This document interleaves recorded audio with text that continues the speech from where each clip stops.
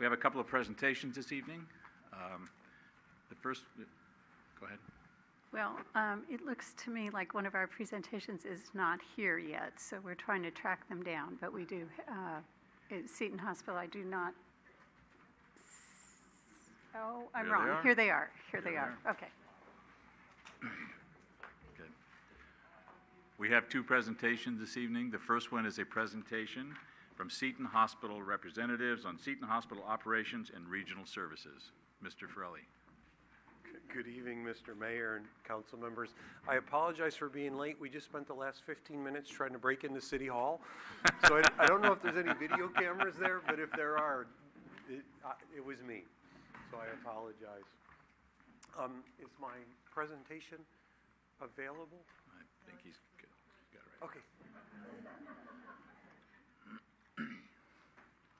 It reminds me about a grand entrance I made once I did a presentation, introduced a speaker, and I got to go out in front of 900 people and introduce myself.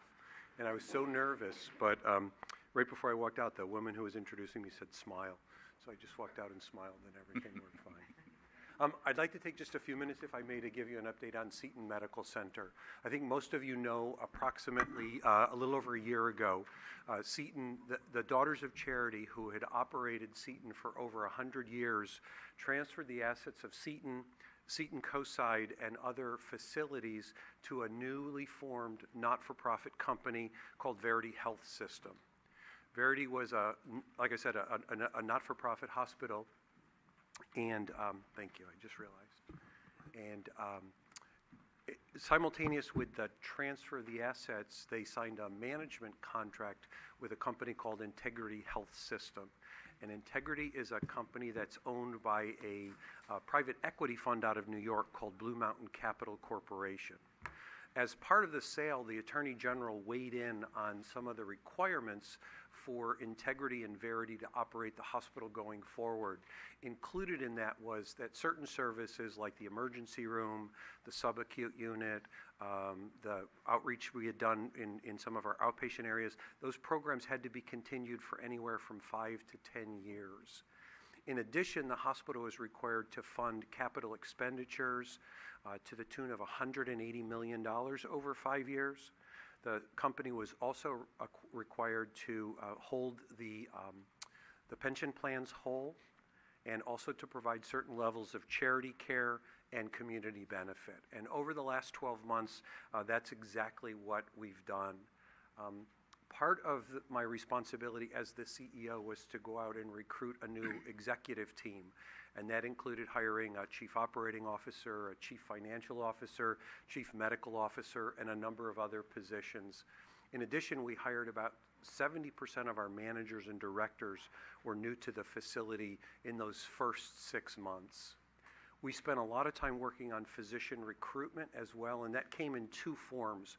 One was targeted at physicians who used to practice at Seton, but because of kind of the uncertainty over the last 5 or 6 years had drifted away. So we targeted them, and we also went after new physicians, some of whom were in the area but didn't practice at Seton, and some of whom we recruited into the area new. And you can see those specialties that are listed up there. So a big focus on primary care. There were need for neurology and pulmonology and ENT. We spent a lot of focus on the surgical areas, including orthopedic spine, orthopedic joint, neurosurgery. And because of some programmatic work that we're doing, we also needed to recruit psychiatry and physicians that are called hospitalists and intensivists. Those are typically the physicians that treat you while you're in the hospital. In terms of programs, the Daughters had closed down their infusion center, which for us is an integral part of a cancer program, a comprehensive cancer program. So we reopened the infusion center, and we're seeing on average about 150 to 200 patients a month there. We were able to expand the wound care program because St. Mary's announced the closure of their program, and so we were able to capture about a third of their patients and bring them down to Seton. The wound care program has operated in its place at the hospital for about 20 years. In addition, we want to expand that program to include a surgical component as well as a hyperbaric component. That's where patients get into these long cylindrical tubes that are filled with compressed oxygen, and that helps to promote healing and kind of speed the healing process along. So We're in the process of developing that. And then lastly, we spent a significant amount of money on a robotic device to help our orthopedic surgeons. And we are the only hospital in Northern California that's currently performing this procedure. That's a exclusivity we will have for probably the next 3 or 4 or 5 months. But I bring it up as demonstration of the new company's willingness to invest in programs and to reinvest in Seton and the community. The daughters had a psychiatric program that they closed down about 10 or 15 years ago. We are in the process of reopening that program. They also had skilled nursing beds that they closed down, and we're in the process of reopening those beds. Those are in short supply in San Mateo County. There was a retail pharmacy that was in one of our medical office buildings. The provider sold out to one of the local chains, and so we're in the process of reopening that pharmacy. That will be a real benefit for patients as they're discharged, as well as for patients who are seen by physicians in the office buildings.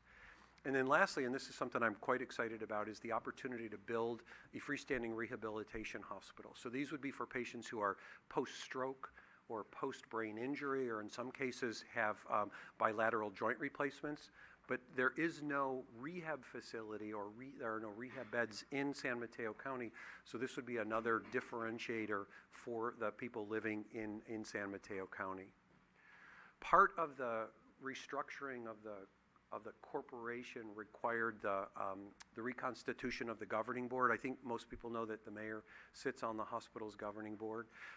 We went from having a board that was dominated by daughters to one that is now more community-based. And so there are 8 community members and 6 physicians that sit on that board. Also, we were required to create something called a local governing board. This was mandated by the Attorney General, and the local governing board oversees any program expansion or any program contraction that we might do, and they also validate that we're living up to all of the conditions that were imposed, the charity care benefit, the funding of capital and things like that.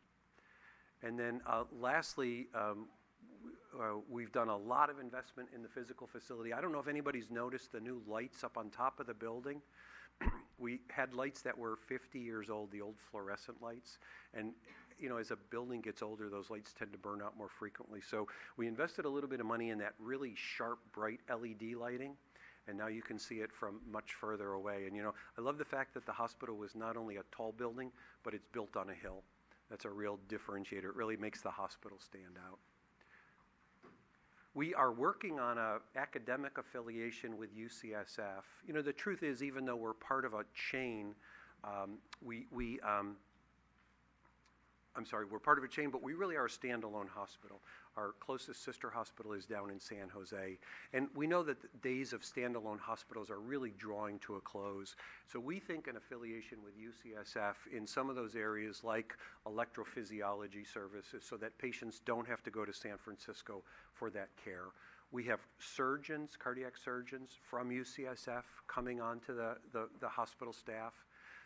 They are interested in what's called a post-acute strategy. So when patients leave the hospital and need follow-up care, so they'll use COSIDE and they'll use our new skilled nursing beds.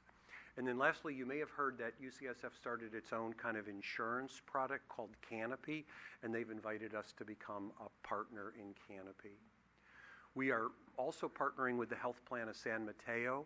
There is a lot of unmet need in the county as it relates to the Medi-Cal population, and so we think that that's an opportunity for us to partner with the health plan and to develop programs. And all the areas that I talked about, like physician recruitment or program development, we're doing in conjunction with the health plan. Thursday, we're meeting with Brown & Tolan. For any of you who use Brown & Tolan as your provider, we hope to expand that relationship with Brown & Tolan so that you'll be able to come to Seton. And then lastly, you again may have remembered that we used to receive Measure A funds from the county. The county stopped providing those funds when they were unsure about the future of the hospital.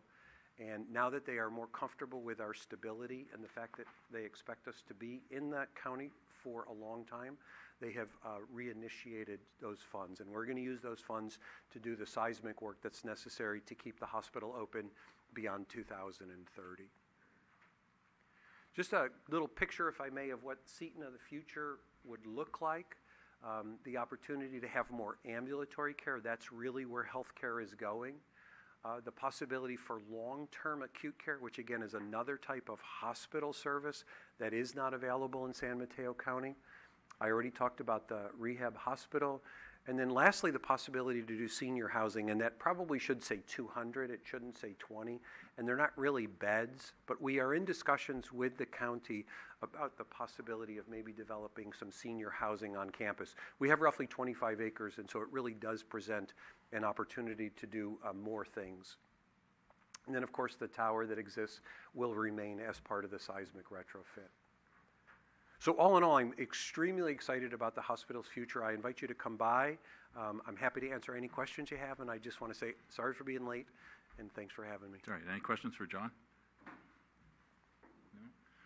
Well, being on the board the last year, it's been really exciting because I've seen for where it was and where it's going and what we've achieved, and it's just a great asset for San Mateo County, and especially the Northern Peninsula is such a need. So really appreciate your efforts, John, and Tina, and we thank you very, very much for your presentation this evening. Thank you, everybody. I appreciate it. Okay.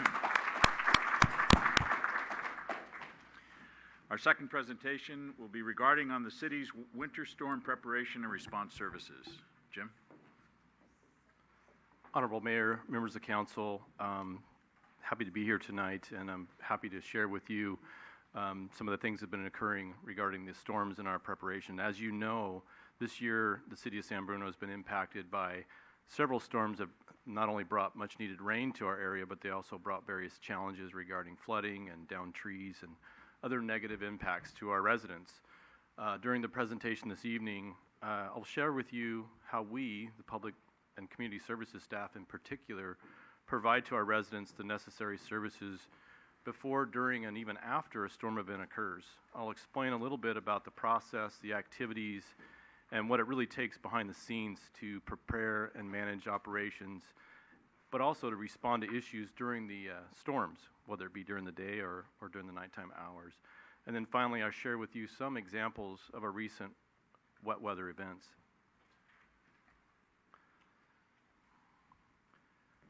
So we work very hard to be proactive as best we can and to reduce the impacts to our residents and businesses, and it really starts with forecasting, with us looking at what the weather's supposed to do. Typically a few days before a large storm arrives, we've been watching the weather forecasts sometimes for days, and that helps us plan for the appropriate level of response. This not only includes looking at the amount of rain that we expect, but when it will arrive, how it corresponds with high tides. Will it bring high winds? And if so, what time of the day or night that all will happen? And then lastly, how long will it last? Do we expect a 24-hour period, a 48-hour period? And that helps us focus our efforts. And we tend to focus our activities on the front end where we can be the most proactive and best manage the storm as it arrives. And also to prevent the problems before they arise. That's our goal. With the information that we have, we talk to staff and we task our staff to be proactive and do things such as cleaning the tops of catch basins and other storm-related structures. And especially early in the season, we target areas of heavy leaf buildup and other debris, either with a street sweeper, extra sweepings, or by hand in some cases, actually in most cases. And we make sure that the sandbag stations are fully stocked and ready to go. Coming up a little bit later, I'll talk about ways our residents can help themselves, not only to prepare for the heavy rains, but maybe to help their neighbors, but also reduce impacts during the storms themselves. And finally, we analyze the staffing needs depending on the storm, including who might be responsible or able to respond after hours. We develop a list of employees and make sure we have their contact information, and we share that with other departments as well. Hit the wrong button here. The most important part of our storm response may just be our collective ability to effectively communicate and share information before, during, and even after an event. We have information on our website, and we, at our points of customer contact, we share with our residents where to get sandbags, and most folks direct people to our operations center at the courtyard for other questions that might be storm-related or what we're doing in anticipation of the storm. Because our efforts begin at least 24 hours prior to event, we not only discuss with staff what we expect according to the forecast, but we also touch base with community services, in particular with the police, the fire, and others to gather and share information. We also try to send out information as best we can, not only to the city manager's office and department directors, but also to other folks who we know want that information. And we want to share what we expect in terms of the storm, but also what we've done to prepare for it and what they can do during the storm and how they can get a hold of us. And again, let everybody know what our level of preparedness is. Not only is the timely communication important, but it's also really important in regards to response to conditions during the storm, because our response has to happen quickly without unnecessary complicated processes or people to go through. We routinely make staffing adjustments, particularly with the public services and community services staff. We support each other and seamlessly target our staff and equipment to address issues quickly during the storm. Sharing information has become very routine over the last couple of years, and it's been very successful and something we're very proud of. While this process has become routine, I think the most successful thing we've done is our ability to collaborate and quickly find solutions to issues that arise, to respond to residents' requests and information for people that need help. And our ability to coordinate staff and equipment during the mini storms has been outstanding. We communicate again, like I said, with community services, especially in regards to tree issues. Over the past few events, they've been numerous. We've got a couple of folks here tonight from the community services staff in particular, and Julio Moran is here, who's our lead, I'm not sure his title, but he's the lead tree crew guy. If you'll raise your hand, Julio. You don't want to see him during the storm because something's bad's probably happened. And sitting to his right is Malcolm Ross, who's also, both of those gentlemen, I can't tell you enough about what they did during the storm and how they worked so well with our crew and our staff, along with Renee Walsh and Dan Venencia, who's supervisor there as well. But our staff is mobilized, and we respond depending on the needs of the areas of concern during the storm. And whether it's a tree issue, a mudslide, or flooding, or even cleanup efforts, we have worked really well and seamlessly to address the issues quickly. And it worked so well that I think 3 or 4 tree issues this last couple of storms, our crews were on the scene responding, fixing the tree issue, and we didn't even get a call. So our efforts to be proactive in finding those issues, people didn't even have to call in. We were on them that quick. So Julio and his crew could get in there and do the technical work and leave the stuff on the ground, and public services staff could come in right behind them in conjunction with them and do the sort of heavy lifting while they went on with the bucket truck to do technical work, and that worked over and over and over again, and something that was seamless, as I said. And again, we collect this information in real time, getting texts from Julio or Malcolm or other folks in community services coming to me directly, or Ted Chapman or others, so that we can analyze that information and respond if necessary, and then, and more importantly, I think in some cases, respond to the city manager's office, to department directors, Jimmy Tan, the public services director, and others, so that people know we're on the issues, that we're taking care of it, that we anticipate that it's going to be done in a certain amount of time, and so on. And again, a lot of that stuff happens so quickly and so effortlessly at this point. And so some of the examples, some of the things that we would like for residents to know is how they can help themselves. Oftentimes we get calls about what they can do, and I actually took this picture today near St. Robert's, and it's a catch basin, and it's kind of a standard thing that happens during the storm sometimes. But residents can kind of take it upon themselves. I just kicked the debris off with my foot to make the point that we would like for people to pick up that debris and save themselves maybe some minor flooding during the storm. But we also tell people, your garbage cans, we saw with the winds, the garbage cans would blow down and partially block some of the drainage ways, and our crews can get to those. But those are things that residents can do on their own. They also can kind of get to know their neighbors and know the area, know what to expect. Some folks are moving into the area and they may not know that the area floods. They may not know that we have sandbags available. We have information on our website that points folks to the sandbag stations at City Hall. We have two opportunities. One is pre-made sandbags that are sometimes short supply, but we also have a self-serve sandbag station, which has been very successful. But residents just getting to know their area and know that they can do some things sandbag-wise or keep their drains clear, and in most cases that's very, very helpful. But like I said, the trees down, these are issues that we can actually free up the tree crew by coordinating and talking to each other, where public services staff can take care of this tree because Julio and his crew have the bucket truck and they need to be dealing with some other more technical issues up high as this issue. I wish I could play the video, but if you can imagine the wind blowing about 30, maybe 40 miles an hour, if you've ever tried to trim a tree in a bucket, and I have, you're 20, 30 feet off the ground, the bucket's moving, the tree's moving, and you're trying to get it with a chainsaw, and you're also worried about people coming into the work area to look and, quote, help. It's very tense, and you don't want damage to occur. This tree was rocking back and forth with the wind, and the tree crew did an outstanding job not only to take it down, but to do so safely in kind of hazardous conditions. And here's a picture of Malcolm. You know, and people have their swing sets and their Christmas lights, and, you know, those are things that we want to be respectful of, but at the same time, and this tree actually hit the back of the car. But these are things that happen 3 and 4 in a day or a night. At the same time, we had a mudslide on San Bruno Avenue, and we got plenty of help, and we were able to not only take care of the mudslide, but we were able to send the backhoe quickly over to Skyline about an hour after we got on scene in the mudslide to help the tree crew address a pretty big tree that came down. And it's that partnership that makes us better as a city. It's that partnership that makes us one crew. We weren't 2 crews or 3 crews or 3 different divisions. We had water division staff, wastewater division staff, public services, community services. It didn't matter, and we always get help from PD and fire. I don't want to leave them out.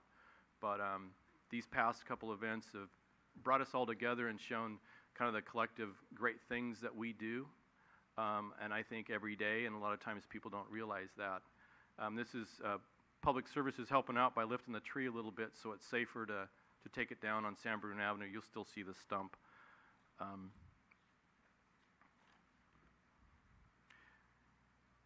Before I close, I want to discuss two kind of a storm-related impact that we are seeing, and I've sent a couple emails to the city manager's office, and that's our ever-growing list of potholes. If you've watched the news lately, I think every station's talked about potholes and impacts that the storms have had on our area, on state highways and local roads and so forth. And I just want you to know that we are aware of it. We are getting to them as fast as we can. Some of the repairs are probably going to have to be pretty extensive, and we are going to patch potholes that are going to fall apart in days. So we know that. We're not trying to make that happen, but the roads are pretty wet, pretty falling apart, so we're getting to them as fast as we can. And finally, I'd like to thank everyone who helps support our storm response efforts. In particular, I want to thank Community Services Tree Crew, like, as I said, especially given the volume of tree issues that impacted both private property and the public street right-of-way. I also want to thank the City Manager's Office that provides information and also funnels information to us that's really helpful, whether it comes from the council, the community, from residents that call in. It's really helpful for us to find out. Sometimes we don't know about issues until people let us know. And also the support. I know that city manager came down when she shouldn't have. She was very sick and brought us pizza. And while I wasn't doing a lot, I had a piece. But I know that Julio and Malcolm and a lot of the other public services staff were out all night, so the next day was very appreciative, and I know Councilmember O'Connell brought some cookies, and I'm still mad I didn't get any, but it's those little things that show your support and the community's support. We've got a lot of compliments from the community as our crews have been out and about. I'm very proud of our efforts and the public services staff that we continue to step up on all levels regarding our storm response, and I hope that it's noticed. We do have sandbags, as I said, and I wanted to provide our public services courtyard phone number. And people think I'm crazy, but I put my cell phone on there for a reason, especially during the storms. I think it's important that we get the information. That's my job. That's my responsibility to make sure that we are getting staff and equipment where it needs to be as quick as we can. So with that, I'll take any questions you might have. Any questions for Jim at this time? I just want to say on behalf of the council and the entire city of San Bruno, if I may, we really appreciate what you do, not only in the storm times. I was out there also myself to see what was going on, but every day of the year, it goes unappreciated really because people don't see it. So I want to thank you very, very much, and please pass that on to all of our crews. I will. Thank you. Great. Oh, I'm sorry. Up at the podium, please.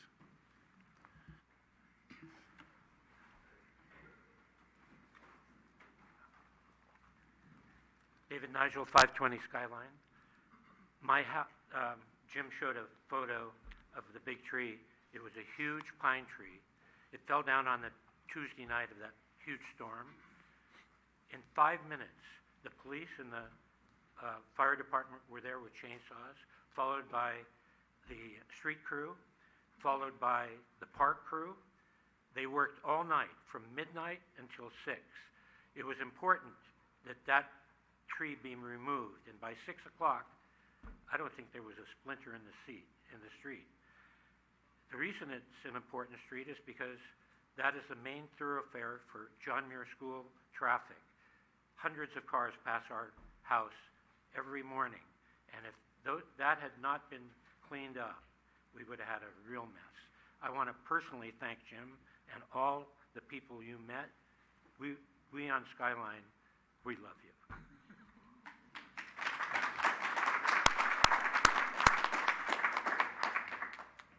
Robert Rico, 7th Avenue. I just wanted to say thank you to the city. I've noticed in driving around that the storm drains are a whole lot cleaner. So we really see that they are working. We even saw a police officer one time down on his hands and knees cleaning out, and I think it was a St. Robert's.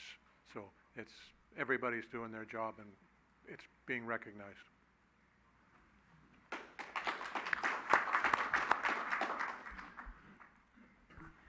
I'd just like to ask a question. Are you aware, Mr. Birch, that South San Francisco just started a program inviting residents to adopt a sewer drain? And I think they're giving them a T-shirt, or they're giving them some little thing to advertise, but it's another idea.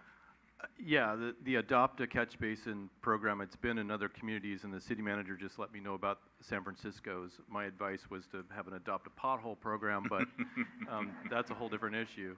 But yeah, I think any way that we can provide awareness, and I think that we could do a little bit better job. We've talked about ways to do that, and we'll continue to do that, whether it's on our website or whether it's doing things like this and providing information. That's what we are committed to do.